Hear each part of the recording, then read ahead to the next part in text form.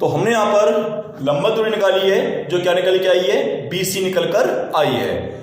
अब हमें क्या करना है, हमने यहां पर साइन का प्रयोग किया है, इस BC का हमको मान चाहिए कि इसका मान कितना है BC का। ठीक है, तो इसका जो मान निकालेंगे, किससे निकालेंगे, वो साइन थीटा और क्या होता है हमारा, साइन थीटा और क्या होता है हमारा, लंब बटे कर्ण। तो यहां से कितना, साइन थीटा बराबर, ये तुमने लिख दिया, तो यहां से BC बराबर AB साइन थीटा, और यहां से BC बराबर हो गया आपका ये D साइन थीटा, समीकरण 2।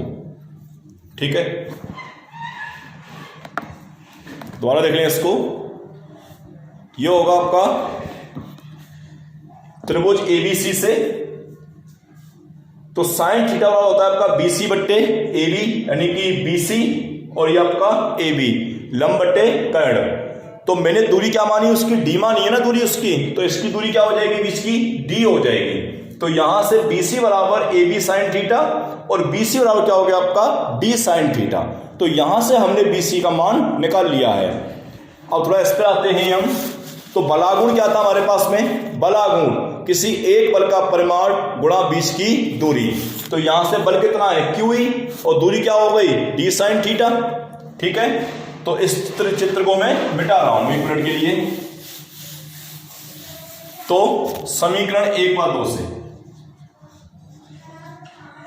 समीकरण 1 व 2 से यहां से टाउ बराबर, यहां से होगा टाउ बराबर, ये क्या निकलेगा आपका, देखो F का मान है कितना, इसको बाद में रख देना,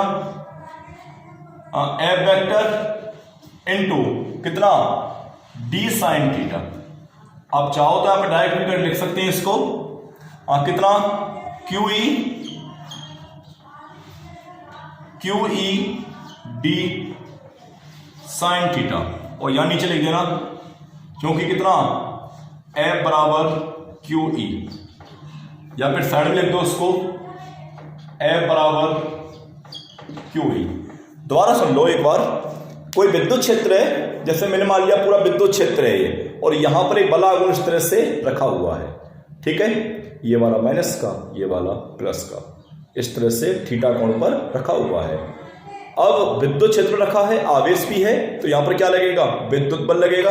तो इसका इधर लग जाएगा, इसका इधर लग जाएगा, तो दोनों का बल समान है। तो यहां से समान होने के कारण जो कुल परिणामी बल है उसका मान क्या हो जाएगा, 0 हो जाएगा। इसका अर्थ क्या है, ना तो ये इधर गति करेगा और ना ये इधर गति करेगा। बल तो बराबर हो गया, लेकिन क्रिया रेखाएं शून्य नहीं होंगी। तो इस पर लगातार बल लग रहा है, तो यहां पर क्या उत्पन्न होंगी, आघूर्ण उत्पन्न होगा। कौन सा आघूर्ण, बल आघूर्ण उत्पन्न होगा, और जो बल का मान होगा वो होगा QE और माइनस QE। तो बलागुण उत्पन्न होगा, और बलागुण का सूत्र होता है कितना, यानी कि किसी एक बल का परिमाण गुणा उनके बीच की लंबवत दूरी। तो यहां पर कितना, टाउ बराबर F वेक्टर इनटू BC। हमने यहां पर एक त्रिभुज माना था, उसमें ABC, उसमें क्या लगा दिया हमने, साइन लगा दिया। साइन थीटा होता है लंब बटे कर्ण। तो यहां से BC बराबर AB साइन थीटा, AB है हमारा बलागुण, जिसका मान कितना है, D है, लंबाई कितनी है, D। तो BC का मान क्या आ गया, D साइन थीटा। अब इसको हम आगे कर रहे हैं, हमने D के स्थान पे क्या रख दिया बेटा, उसका मान रख दिया है। ठीक है, तो और F का मान कितना होता है, QE। अब देखिए मैंने जब शुरुआत की थी तो मैंने लिखा था P बराबर QD, तो उसमें Q भी है और D भी है, तो यहां पे क्या आ जाएगा, P आ जाएगा। तो यहां से टाउ बराबर PE sine theta, PE sine theta, और यहां लिख देना क्योंकि P बराबर QD, P बराबर QD। अब इसकी कंडीशन है, जैसे मैं करूं केस फर्स्ट, तो यहां पर केस फर्स्ट में थीटा बराबर 90, थीटा बराबर 90, तो यहां से टाउ बराबर क्या हो जाएगा, ये PE, क्योंकि साइन 90 का मान क्या होता है, 1 होता है। मैं कहूं कि थीटा बराबर 0, थीटा बराबर 0। दूसरा कंडीशन है थीटा बराबर 0, तो यहां से क्या होगा, ये टाउ बराबर 0। क्यों बेटा, साइन 180 का मान क्या होता है, वो साइन 90 का मान 1 और साइन 0 का मान क्या होता है आपका 0, ठीक है ना। तो इस तरह से आपका ये भी टॉपिक क्या होता है, समाप्त होता है, ठीक है ना। तो अगर इसको घुमाया जाएगा तो वहां पर इंट्रीकेशन का प्रयोग हुआ, जो हम पढ़ेंगे कौन से पार्ट में, विद्युत व्यवहार वाले पार्ट में। ये टॉपिक आपका वहां भी है, वहां भी इसको पढ़ेंगे। कुछ बच्चों को ज़्यादा जल्दी हो रही थी इसलिए मैंने इसको यहाँ पर पहले करा दिया है।